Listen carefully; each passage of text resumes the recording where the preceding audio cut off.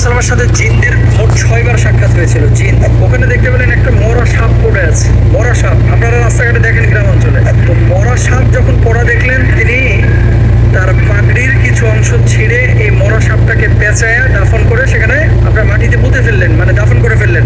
জিনরা আপনারা জানেন যে অনেক সময় সাপের আকার আকৃতি ধারণ করে, বিড়ালের আকার আকৃতি ধারণ করে, কুকুরের আকার আকৃতি ধারণ করে। মোহতারাম রাসূল আকরাম সাল্লাল্লাহু আলাইহি ওয়াসাল্লামের সাথে নাকি জিনদের কয়েকবার সাক্ষাৎ হয়েছিল। এই ব্যাপারে আপনার কাছে জানতে চাচ্ছি, আসলে রাসূল সাল্লাল্লাহু আলাইহি ওয়াসাল্লামের সাথে জিনদের সাক্ষাৎ আসলেই কি সত্য হয়েছিল?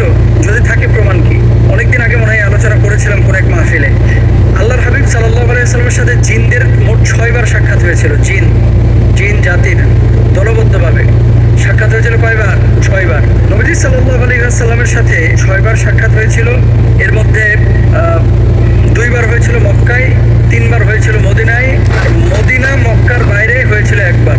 আবারও বলছি, আল্লাহর হাবিবের সঙ্গে জিনদের 6বার সাক্ষাৎ হয়েছিল। এর মধ্যে মক্কায় হয়েছিল 2বার, মদিনায় হয়েছিল 3বার, মক্কা এবং মদিনার বাইরে হয়েছিল একবার। আপনি বলবেন যে কি নবীজিকে দাওয়াত দিয়েছিলেন এই জন্য আল্লাহ নবী গিয়েছিলেন?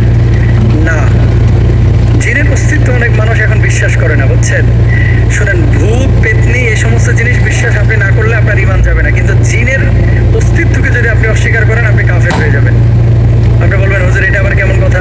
আমরা তো অনেকে বিশ্বাস করি না, জিন বলতে কোনো কিছু আছে, অনেকেই কিন্তু বিশ্বাস করে না। আপনি যদি বিশ্বাস না করেন, কোরআনের অনেক আয়াতকে আপনাকে অস্বীকার করতে হবে। দেখেন সূরা যারিয়াত আল্লাহ তাআলা কি বলছেন? ওমা খলাকতুল জিন্না ওয়াল ইনসা ইল্লা লিয়াবুদুন। মানুষ আর জিনকে আমি আল্লাহ তাআলা ইবাদতের জন্য তৈরি করেছি, সৃষ্টি করেছি। তাহলে এই আয়াতে আল্লাহ যে জিনের কথা বললো আপনি অস্বীকার করলে, আয়াতের সাথে আপনি সাংঘর্ষিক কাজ করলেন। 2 নম্বর আসেন, আল্লাহ সুবহানাহু ওয়া তাআলা একটি সূরা নাজিল করেছেন, যে সূরাটির নাম হচ্ছে সূরা জিন। এখানে আল্লাহ তাআলা কি বলছেন? কুল উহিয়া ইলাইয়া আন্নাহু ইসতামা'a নাফারুম মিনাল জিন্নি ফাকালু ইন্না সামি'না কুরআনান আজাবা। ইনসান নামে কোনো সূরা আল্লাহ তাআলা নাজিল করেন নাই, কিন্তু জিন নামে আল্লাহ তাআলা একটা স্বতন্ত্র সূরা নাজিল করেছে। চিন্তা করা যায়? তাহলে আপনি যদি জিনের অস্তিত্বকে অস্বীকার করেন তাহলে আপনি ঈমান থেকে খারিজ হয়ে যাবেন, কাফের হয়ে যাবেন ডিরেক্ট। তো আল্লাহর হাবিব সাল্লাল্লাহু আলাইহি ওয়াসাল্লামের সাথে কিভাবে সাক্ষাৎ হয়েছিল?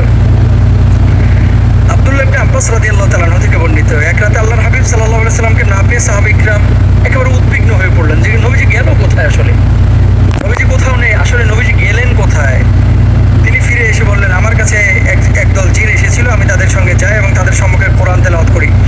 আল্লাহর হাবিব সাল্লাল্লাহু আলাইহি ওয়াসাল্লাম বলছেন, অথবা নবী সাল্লাল্লাহু আলাইহি ওয়াসাল্লাম আমাদের নিয়ে যান, আমাদেরকে তাদের চিহ্ন এবং তাদের আগুনের চিহ্ন দেখেন। সহিহ মুসলিমের হাদিস নাম্বার 450।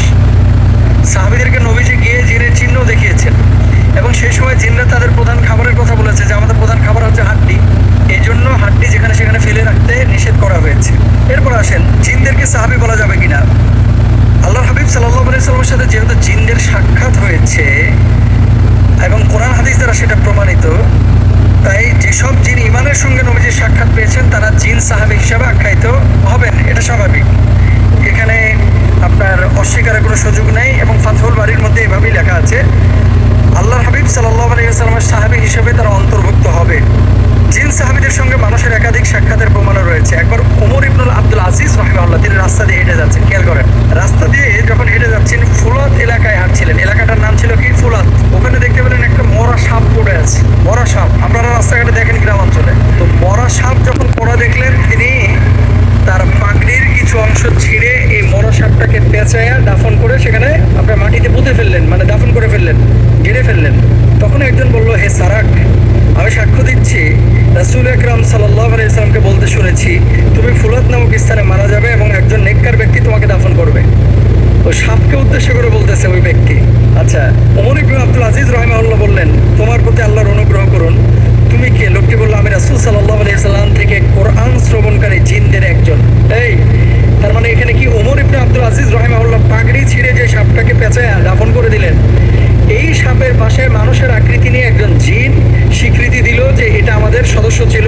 আল্লাহর হাবিব সাল্লাল্লাহু আলাইহি ওয়াসাল্লামের কাছে এই জিন বাইয়াত হয়েছিল এবং কোরআন শ্রবণ করেছিল, আমিও তাদের একজন। জিনরা আপনারা জানেন যে অনেক সময় সাপের আকার আকৃতি ধারণ করে, বিড়ালের আকার আকৃতি ধারণ করে, কুকুরের আকার আকৃতি ধারণ করে। তো আমি নিজে ছিলাম ওই সফরের মধ্যে আল্লাহর হাবিবের সঙ্গে সাল্লাল্লাহু আলাইহি ওয়াসাল্লাম, এবং এই সাপটা মূলত সাপ না, সাধারণ সাপ না, এটা জিন। তো আপনার হাত দিয়ে, আপনি যেহেতু নেককার ব্যক্তি, আপনার পাগড়ির মাধ্যমে আল্লাহ তাআলা তার দাফনের ব্যবস্থা করলেন। সুবহানাল্লাহ। এবার আসেন,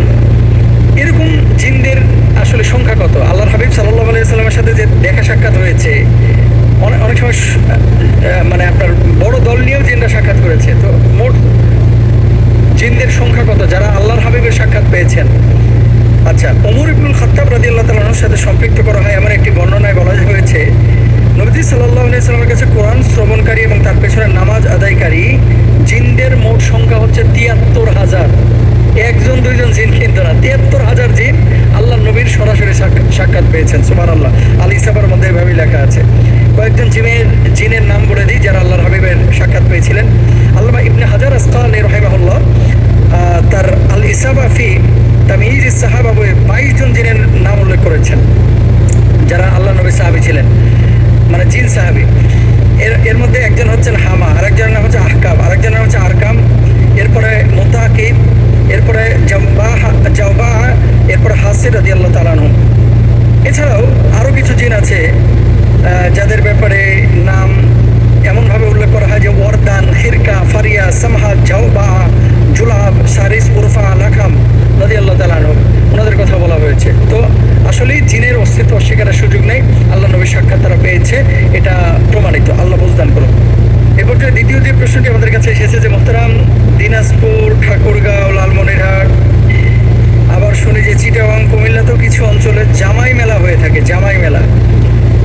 আবার কখনো কখনো বউ মেলাও দেখা যায় হিন্দুরা করে বাংলাদেশের বিভিন্ন অঞ্চলে। তো এই যে জামাই মেলা, বউ মেলাকে ইসলাম অনুমোদন করে কিনা, ভেরি ভেরি ইম্পর্টেন্ট একটা বিষয়। যখন সোশ্যাল মিডিয়ায় কোনো বিষয় এরকম চলে আসে, মানুষের কাছে দুটো মেসেজ যায়, একটা হচ্ছে বৈধতার, আর একটা হচ্ছে কালচারাল। এই বিষয়টা কি আমাদের কৃষ্টি কালচারের সাথে সম্পৃক্ত কিনা, আমরা পালন করবো কিনা।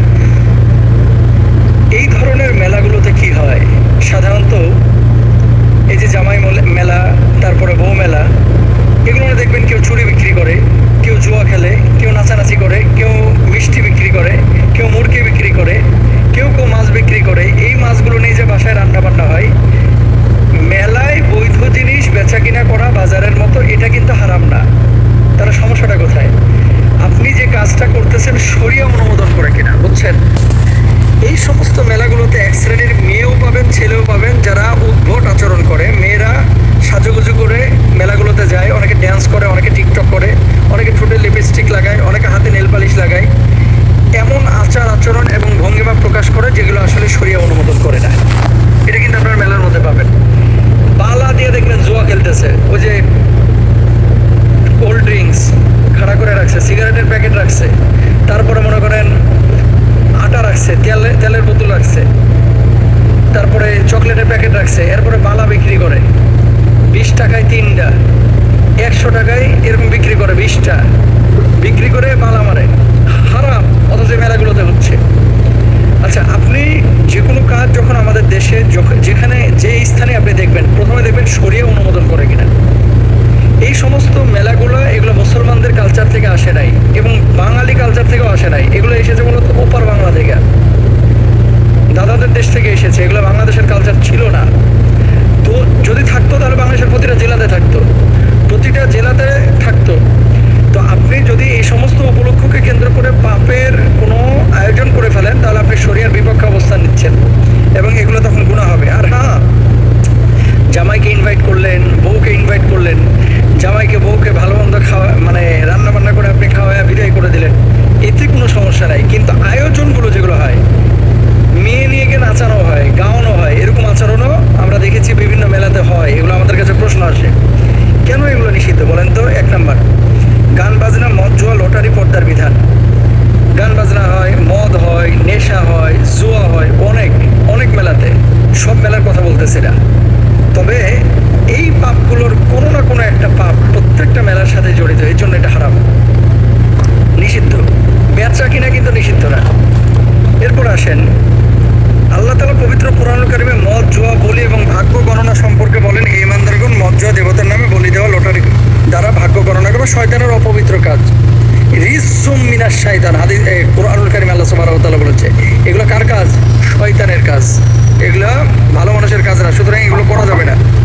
3 নাম্বার, পর্দার বিধান সম্পর্কে আল্লাহ সুবহানাহু ওয়া তাআলা কি বলছেন? কুল্লিল মুমিনাতি ইয়াগুদ্দুনা মিন আবসারিহিন্না ওয়া ইয়াহফাযনা ফুরুজাহুন। এই যে এই সমস্ত মেলাগুলোতে জামাই বউ যারা যায়, ম্যাক্সিমামই সাইজা গুজা যায়। এই মেলাগুলোতে কি খাস পর্দা মেনটেন করা হয়? করা হয় না, এই জন্য এটা নিষেধ। 4 নাম্বার, এই সমস্ত মেলাকে কেন্দ্র করে অনেক সময় শ্বশুর এবং জামাইয়ের মধ্যে একটু ভুল বোঝাবুঝি হয়। কেমন? শ্বশুর বেচারার পকেটে টাকা নাই, এখন মেলা বসেছে, জামাইকে দাওয়াত না দিলে অনেক সময় গ্রামের মানুষ রাগিয়া যায়। অথবা মেয়ে পক্ষ চিন্তা করে যদি এই সময় জামাইকে ডাকি সবাই ডাকতেছে, মানুষে কি বলবে। তা আপনি যে কোনো কাজ করবেন মানুষকে দেখানোর জন্য না, তা আপনি যে কোনো কাজ করবেন আল্লাহকে দেখানোর জন্য। বেচারার পকেটে টাকা নাই, ঋণ করে হলেও এই জামাইকে দাওয়াত দিচ্ছে। আবার জামাই বেচারাও বিপদে আছে, ধান টান লাগাইছে, এখন পকেটে টাকা নাই।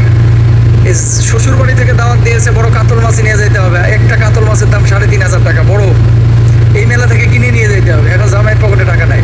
তার মানে কি দেখেন, একটা গিভ অ্যান্ড টেক। জামাইকে দাওয়াত দেওয়া হচ্ছে, শ্বশুর খাওয়াচ্ছে, আবার জামাই শ্বশুরের জন্য কিছু নিয়ে আসছে। তা আপনার সিচুয়েশনটা তো বুঝতে হবে। মেহমানের জন্য দরজা সবসময় উন্মুক্ত থাকবে, যখন খুশি মেহমান আসবে, খাবে, ঘুরবে।